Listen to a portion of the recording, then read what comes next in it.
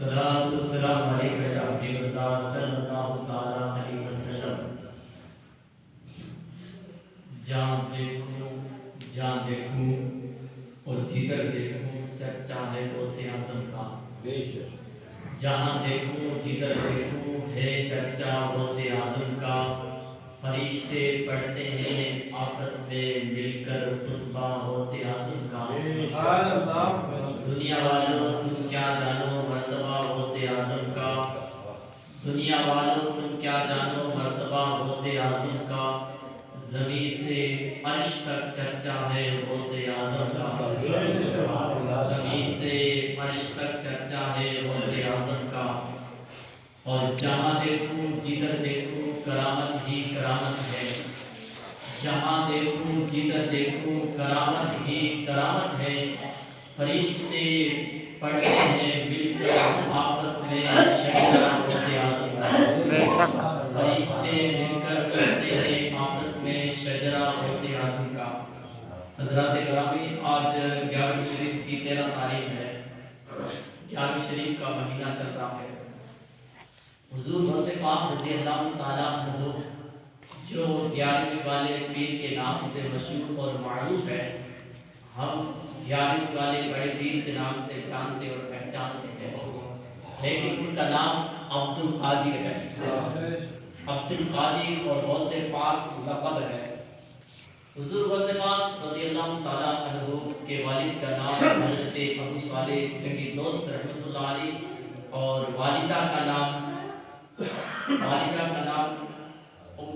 حضرت فاطمہ ثانی، الخیر حضرت فاطمہ ثانی رضی اللہ تعالیٰ عنہا ہے۔ حضور غوث پاک رضی اللہ تعالیٰ عنہ کے والد گرامی ایک مرتبہ سفر میں تھے کہ جا رہے تھے کہ ایک دریا آیا، پانی کی نہر بہہ رہی تھی۔ آپ نے وہاں جا کر وضو کیا۔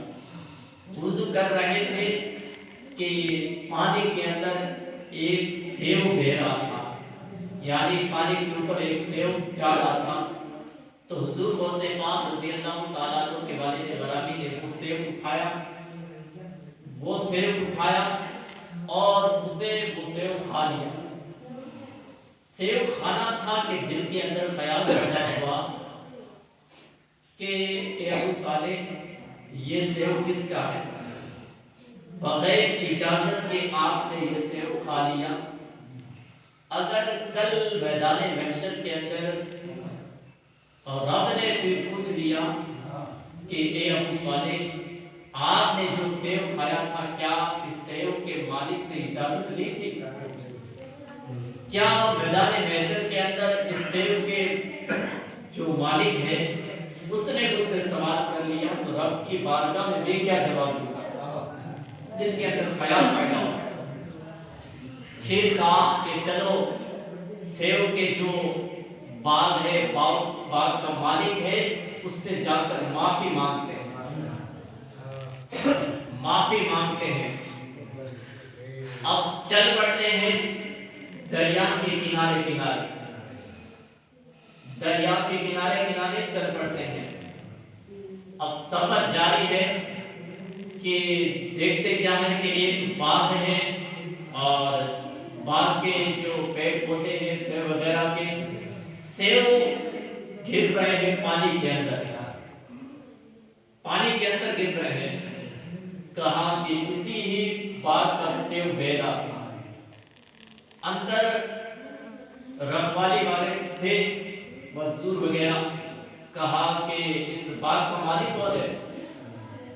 تو ان میں سے ایک نے کہا کہ وہ سامنے جھوپڑی نظر آ رہی ہے، کہا کہ وہاں باغ کے مالک ہیں اور نام ہے عبداللہ سمعی، کہ وہاں ہے۔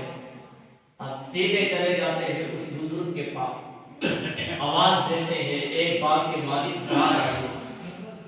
جب باہر آتے ہیں، کہا سلام کلام ہونے کے بعد میں کہا، حضور غوث اعظم کے والد نے کہا کہ میں آپ سے معافی کے لیے آیا ہوں، معافی طلب کرنے کے لیے۔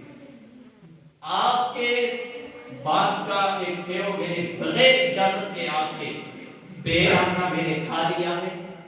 اب میں آپ سے معافی چاہتا ہوں، آپ مجھے معاف فرما دیجیے۔ جب اتنا سننا تھا کہ وہ سامنے والے بھی ہماری تمہاری جیسے نہیں تھے، وہ بھی پایا بزرگ تھے، اللہ کے ولی تھے، اللہ کے ولی تھے۔ اس نے سوچا اور دل کے اندر خیال پیدا ہوا کہ عبداللہ سرمائی کہ آج کے وقت میں اس سے بڑا پرہیزگار کوئی لڑکا ملے گا نہیں، اس سے بڑا پرہیزگار کوئی نہیں ملے گا دنیا میں۔ کہا بیٹے نام کیا ہے؟ نام کیا ہے؟ کہا ابو صالح۔ کہا بیٹے معاف تو میں کر دوں گا لیکن میری ایک شرط ہے۔ کہا شرط کون سی؟ کہا شرط یہ ہے کہ 7 سال، کئی روایتوں میں آتا 12 سال، 7 سال میرے اس باغ کی رکھوالی کرنی ہوگی، پانی بھی دینا ہوگا، رکھوالی بھی کرنی ہوگی، اس کے بعد میں معاف کروں گا، سوچوں گا۔ پھر دل تھوڑے دیر رکے، دل نے کہا 7 سال تو کیا ہے، 12 سال پوری عمر بھی گزر جائے، لیکن رکھوالی کر لینا، لیکن معافی ضرور لینا۔ اگر معافی نہیں ملی تو کل رب کی بارگاہ میں جواب دینا پڑے گا۔ اللہ کے بندے 7 سال کیا، آپ اگر 12 سال کہتے میں رکھوالی کے لیے تیار ہوں، لیکن میں معافی چاہتا ہوں۔ اللہ کے ولی نے کہا کہ آپ 7 سال میرے اس کی رکھوالی کرو۔ حضور غوث پاک کے والد گرامی شروع ہو گئے، کام کاج شروع کر دیا۔ اب رکھوالی کر رہے ہیں، 1 سال گزرا، 2 سال گزرے، حتیٰ کہ 7 سال مکمل ہو گئے۔ 7 سال مکمل ہوئے، بابا 7 سال ہو گئے، اب تو مجھے معافی دیجئے۔ عبداللہ سرمائی نے کہا بیٹے ایک شرط میری اور ہے، ایک شرط میری اور ہے۔ کہا بابا جلدی بتائیے شرط۔ کہا ایک شرط یہ ہے کہ ایک میری بیٹی ہے، ایک میری بیٹی ہے جو چل بھی نہیں سکتی ہے، پاؤں سے آتی ہے، ہاتھ بھی نہیں ہے، آنکھوں سے اندھی ہے، کانوں سے بہری ہے، اس سے شادی کرنی ہوگی۔ جب یہ سنا دل کے اندر خیال پیدا ہوا کہ ابو صالح زندگی بھی گزارتی ہے، اس لوترے گوشت کا کیا کرے گا؟ زندگی بھی گزارتی ہے، وہ چل بھی نہیں سکتی، دیکھ بھی نہیں سکتی، سن بھی نہیں سکتی۔ آخر کا دل نے کہا ابو صالح یہ زندگی تو کیا ہے، یہ تو 4 دن کی ہے زندگی ہے، لیکن ایک دن رب کی بارگاہ میں جانا، وہاں جواب دینا پڑے گا۔ کہا بابا مجھے یہ بھی شرط منظور ہے۔ کہا بابا یہ شرط بھی مجھے منظور ہے۔ اب حضور غوث پاک کے والد گرامی کی شادی ہو جاتی ہے، نکاح ہو جاتا ہے، شام کا وقت ہوتا ہے، بیوی کے کمرے میں جاتے ہیں، دیکھ کر حیران ہو جاتے ہیں۔ دروازے پر جیسے دستک دیتے ہیں، اندر ایک خوبصورت لڑکی بیٹھی ہوئی، پاؤں بھی صحیح سلامت، ہاتھ بھی صحیح سلامت، آنکھیں بھی صحیح سلامت، اور ایسی صحیح سلامت ہے کہ نور جھلک رہا ہے، نور کی کرنیں پھوٹ رہی ہے۔ واپس آ جاتے ہیں، واپس آ جاتے ہیں۔ کہا بابا آپ نے جو بتایا تھا کہ میری بیٹی آنکھوں سے اندھی، آپ نے کہا تھا پیروں سے چل بھی نہیں سکتی ہے، جو آپ نے اوصاف بتائے تھے وہ تو اس لڑکی میں نہیں ہے، یہ تو کوئی غیر عورت ہے۔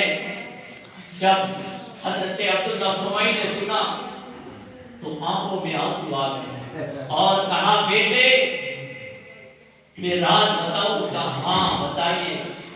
کہا بیٹے جب آپ پہلی مرتبہ آئے تھے اور آپ نے کہا تھا کہ میں نے سیو بغیر اجازت کے کھا لیا ہے، معافی کے لیے آیا ہوں، اسی وقت میں نے سوچ لیا تھا کہ میری بیٹی کا رشتہ آپ سے ہی کیا جائے گا، آپ سے ہی کیا جائے گا، آپ سے نیک کوئی شخص نہیں ہے دنیا میں۔ اور بیٹے جو آپ دیکھ رہے ہیں وہی میری عورت ہے، میری بیٹی ہے، لیکن میں نے اپنی بیٹی کو پیروں سے آدھی اس لیے کہا تھا کہ جوان ہوئی ہے، بالغ ہوئی ہے، اس کے بعد کبھی گھر سے قدم باہر نہیں نکالا، اور کانوں سے بہری اس لیے کہا تھا کہ بیٹے جب سے میری بیٹی بالغ ہوئی ہے کبھی غیر مرد کی آواز میری بیٹی کے کانوں میں نہیں پہنچی ہے، اور آنکھوں سے اندھی اس لیے کہا تھا کہ بیٹے جب سے میری بیٹی بالغ ہوئی ہے کبھی غیر مرد کو نہیں دیکھا ہے، اور بیٹے میں نے ہاتھوں سے آدھی اس لیے کہا تھا کہ بیٹے جب سے میری بیٹی بالغ ہوئی ہے اسی ہاتھ سے کچھ گندا کام نہیں کیا ہے۔ اللہ اکبر، ایک بیٹے میری بیٹی پاک اور صاف ہے، میری بیٹی حافظہ قرآن ہے، 18 پارے زبانی یاد ہے۔ اللہ اکبر، جن کی والدہ کا یہ مرتبہ، جن کی والدہ کی شان یہ ہے کہ گھر سے قدم بھی نہیں نکالے، ارے ان کے پیٹ میں پیدا ہونے والا کوئی عام بچہ نہیں ہے، وقت کا شہنشاہ غوث اعظم پیدا ہوتا ہے، وقت کا غوث پیدا ہوتا ہے، جن کی ماں کی عظمت یہ ہے کہ بالغ ہونے کے بعد غیر مرد نے نہیں دیکھا، غیر مرد کو نہیں دیکھا ہے، ارے اس کا بیٹا کوئی عام بچہ پیدا نہیں ہوتا ہے، پھر پیدا ایسا ہوتا ہے ایک دن منبر پر کہتے ہیں کہ میرا پاؤں تمام ولیوں کی گردن پر ہے، سبحان اللہ، ولیوں کی گردن پر میں ہے۔ ذرا اندازہ کرو جب یہ ہماری عورتوں کا کردار تھا تو ان کی پیٹ سے بچہ پیدا ہونے والا وقت کا غوث پیدا ہوتا تھا، اگر آج بھی ہماری ماں کا یہ کردار ہو جائے تو پھر بچہ شرابی پیدا نہیں ہوگا، پھر بچہ انڈے پر گھومنے والا پیدا نہیں ہوگا، پھر بچہ وہ پیدا ہوگا، دنیا بھی یاد کرے گی۔ آج 800 سال گزرنے کے بعد آج بھی چرچا ہو سے پاک کا ہو رہا ہے، اور والد کا مقام دیکھو، بغیر اجازت کے سیب کھا لیا تھا، بغیر اجازت کے۔ آج تو لوگوں کا مال ہم پیٹ کے اندر ڈال لیتے ہیں لیکن ہمیں الٹی نہیں آتی ہے، الٹی نہیں آتی ہے۔ آج ہمارا یہ وقار اور ہم ایسے ایسے کام کاج کرتے ہیں، غریبوں کا دل ابھرتا ہے۔ آج میں آپ کو بتاؤں کہ آج جو زمینوں کا بہت کاروبار ہو رہا ہے، آپ کو مثال دیتا ہوں، جیسے ہمارے گھر میرے زمین کے پاس اگر زمین سرکاری زمین ہے تو میرے زمین کے پاس سرکاری زمین ہے، میں اس زمین کی کاشتکاری کرتا ہوں، لیکن وہ میرا ہی حق ہے، دوسرے بندے کا حق نہیں ہے۔ اگر اس زمین کو میں سرکار سے پیسہ دے کر اٹھا لوں میں اٹھا سکتا ہوں، دوسرے بندے کا حق نہیں ہے۔ اگر میرے پاس مال پیسے نہیں ہے، دولت نہیں ہے، دوسرا بندہ اگر اٹھاتا ہے وہ پوچھ کر اٹھا سکتا ہے، لیکن آج حالات کیا ہے، جس کے پاس 2 پیسہ آ گیا، کوئی غریب زمین کی کاشتکاری کرنا ہے چپکے سے اٹھا دیتے، پتہ بھی نہیں چلتا ہے۔ پتہ تب چلتا ہے جب زمین کے اندر ٹینکر آتا ہے، کہاں یہ زمین، کہاں میں نے یہ تو 1 سال گزر گئے ہیں اٹھا لیے ہے، لیکن یاد رکھنا دنیا کے اندر تم کچھ بھی کرتے رہو، تمہارے سامنے کوئی غریب بول نہیں سکتا، لیکن جب قبر میں جائے گا اور قبر کے اندر وہاں جب فرشتے اپنے کو ہتھوڑے سے ٹھوک کر اور پھر بجا کر پوچھیں گے ذرا بچا تو نے غریب کا حق کھایا تھا، اب دیکھ تیرے حال کیا کرتی ہوں۔ ارے زمینوں کے زمین ہم ڈوب لیتے ہیں، لیکن ہمارے دل کے اندر کبھی بھی خیال آتا ہے کہ رب کی بارگاہ میں توبہ کرو، رب کی بارگاہ میں رو کے دل ملا کر توبہ کرو۔ اور یہ زمینوں کا معاملہ بہت زیادہ پایا جاتا ہے آج مسلمانوں کے اندر، لیکن مسلمانوں یاد رکھنا ایک دن ضرور ہمیں قبر کے اندر جانا ہے۔ آج غریب کو تنگ کرو گے، غریب کو رلاؤ گے، ارے غریب کی آہ بعد میں نکلتی ہے، رب کی بارگاہ میں دعا پہلے قبول ہو جاتی ہے۔ اور پھر رب کہتا ہے دیکھ زمین کے اوپر میں اس کا ہاتھ کیا کرتا ہوں، پیسے کتنے بھی ہو لیکن اس کا گھر برباد ہوتا جائے گا، دولتیں کتنی بھی ہو اس کا گھر برباد ہوتا جائے گا، گھر والے کوئی مانیں گے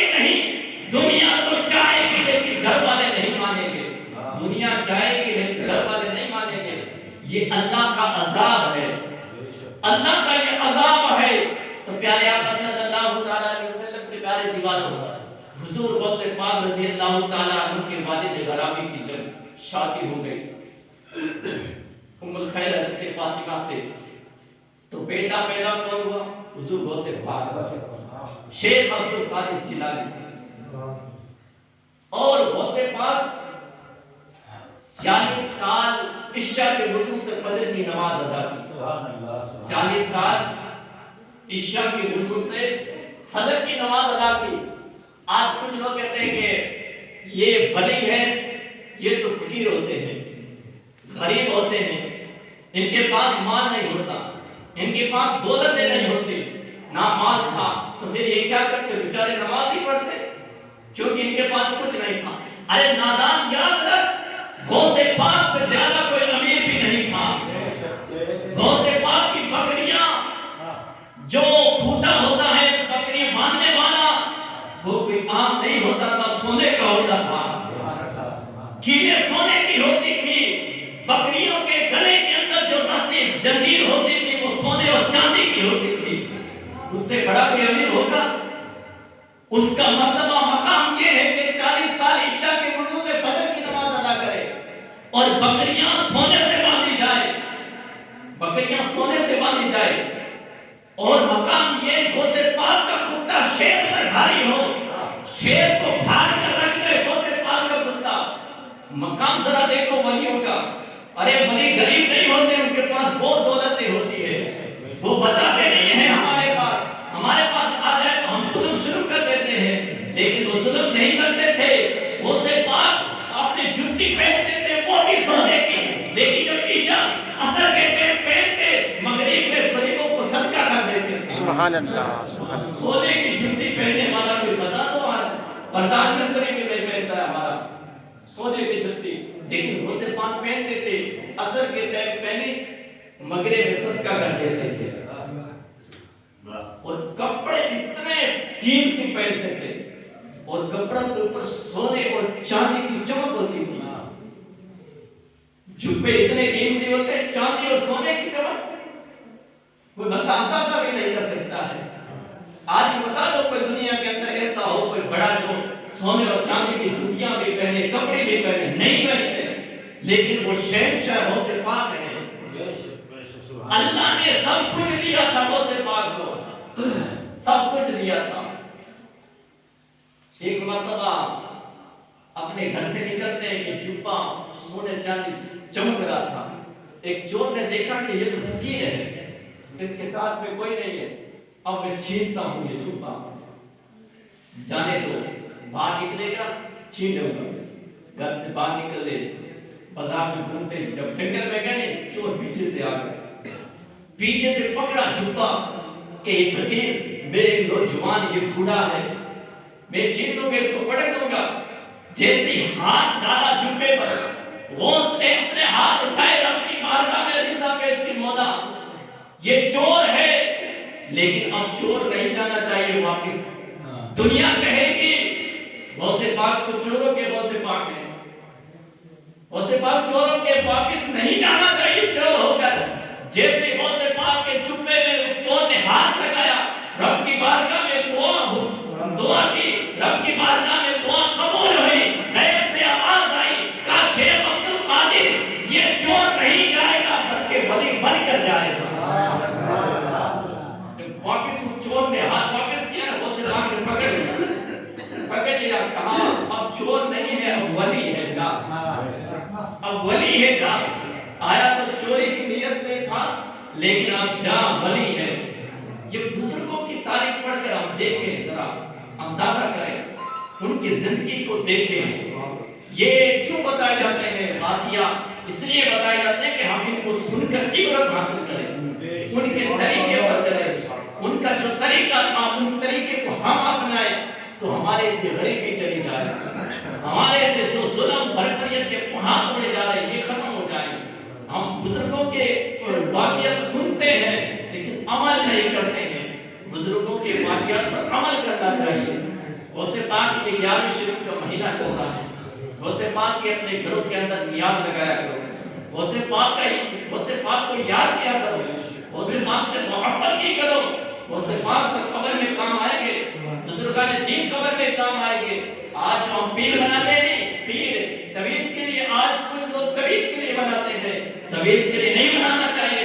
ارے پیر کو اس لیے بنایا جاتا ہے کل قبر کے اندر کام آئے، محشر کے میدان میں، جب میدان محشر ہوگا لوگ جہنم کی طرف جا رہے ہوں گے، کچھ جنت کی طرف جا رہے ہوں گے، تو وہاں دو لوگ ہوں گے جہنمی، وہ کھڑے ہوں گے، دیکھ رہے ہوں گے، دیکھتے کیا ہے کہ ایک بزرگ جا رہے ہیں، پکڑ کر ہاتھ پکڑیں گے، کہا جانتے نہیں ہو مجھے، میں وہ ہوں کہ ایک دن آپ کو میں نے وضو کروایا تھا، پانی سے وضو کروایا تھا، لیکن آج آپ مجھے چھوڑ کر جنت میں اکیلے اکیلے جا رہے ہیں، اکیلے اکیلے جا رہے ہیں۔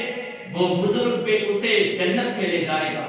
تو اس لیے آج پیروں کو تویز کے لیے مت بنایا کرو کہ ہم صرف پیر ہمارے ہیں تویز کے لیے بنائے، نہیں، پیر کو مضبوطی سے تھام لو، اور پیر ایک ہی ہوتا ہے، یہ نہیں کہ ہم در در کی ٹھوکریں کھائیں، آج در در کی ٹھوکریں کھائیں، کبھی کس پیر کو پیر بنا لیا، تویز لے لیا، دوسرے پیر کے پاس چلے گئے، اس سے تویز لے لیا، تیسرے پیر کے پاس چلے گئے۔